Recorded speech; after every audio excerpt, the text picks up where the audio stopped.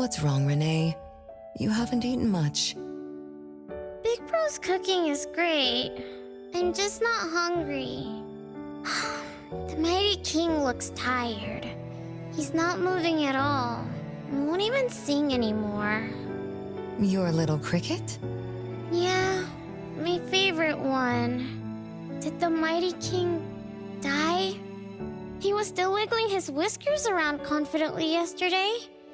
Or maybe he's just in a bad mood, like me. I don't know. In my garden, the cherry tree sprouts green buds, while my little Renee blooms with laughter. Each day, withered leaves drift down, returning to soil, resting peacefully with insects that will never sing again. Such is life, a circle without end. Don't be sad. You'll catch new crickets with shinier shells and better songs. But I want to play with the Mighty King. He's been with me for a long, long time. Is there anything after death? Will we die too? I know. It's a world where you're all alone. No mommy, no big brothers or sisters. Just a world that's always dark. That sounds scary. I don't wanna... Scary? You're funny, Renee. Can't move, can't hear, can't see. That's no different from when we were sleeping in our wooden boxes. Dying isn't that big of a deal. Being alive is much better. I want to be with Mom and everyone forever. Appraiser, you're here. Wasn't I immature back then? My time with my family was running out. Mom had to witness my siblings enter the final countdown. Yet she still had to answer questions like that. Mom, who loved us deeply, must have been terrified of losing us, too. Appraiser, could we go see her? I just need to see her a bit more.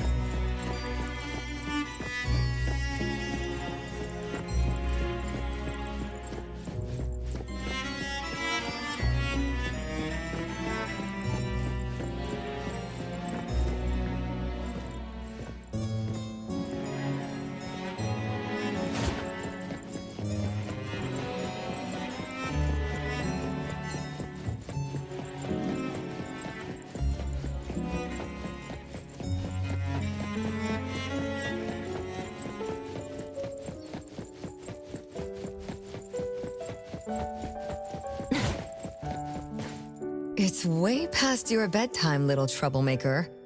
I can't sleep. Oh, still feeling sad about the Mighty King?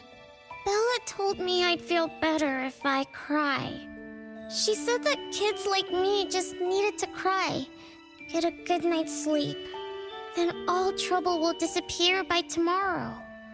She said that no matter how sad she felt, she could never cry. So she was jealous that I could. Why can't Bella ever cry?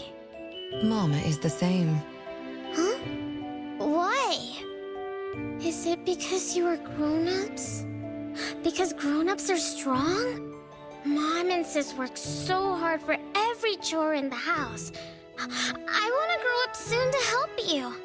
I'll grow as tall as Mom wants. Oh, if you want to grow tall soon, you can't be picky about food. No, All right now, Mama will tell you a story and put you to bed. You'll grow fast as long as you sleep, okay? Are you continuing yesterday's story? No, tonight I'm telling you a story that no one has ever heard before. Once upon a time, there was a carpenter living in the royal city.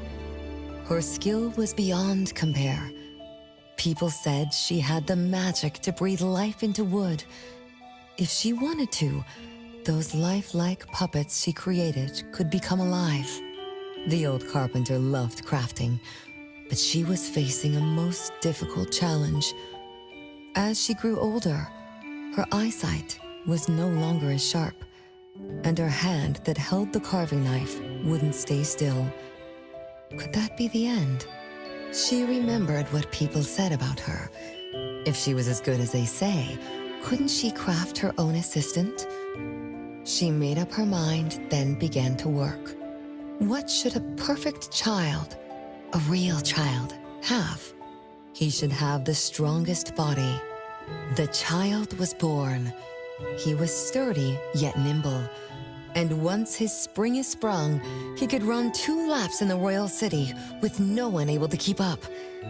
Everyone congratulated the old carpenter, but she shook her head and said, "No, this isn't a real child. What should a perfect child, a real child, have? He should have the most beautiful face." The child was born.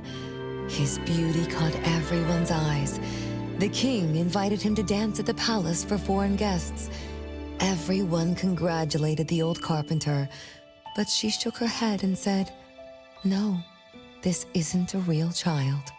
What should a perfect child, a real child, have?" More puppets were born from the old carpenter's hands. An entertainer who could make children burst into laughter. A grand magician with unpredictable tricks. But no, she shook her head and said, "No, these aren't real children." One night, the old carpenter sat at her workbench, designing the blueprints for her next child. All the puppets quietly stood by her. Suddenly she shivered. The window wasn't closed shut. The howling wind swept away all the warmth from the room. The old carpenter stood up to shut the window, then went to the fireplace for warmth. For a moment, she had an idea she didn't fully understand.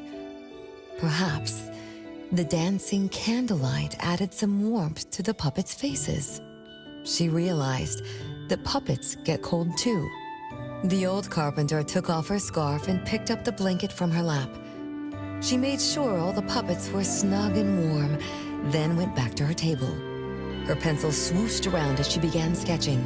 Soon, a puppet took shape on the paper. She picked up her knife and began carving on the most ordinary piece of wood.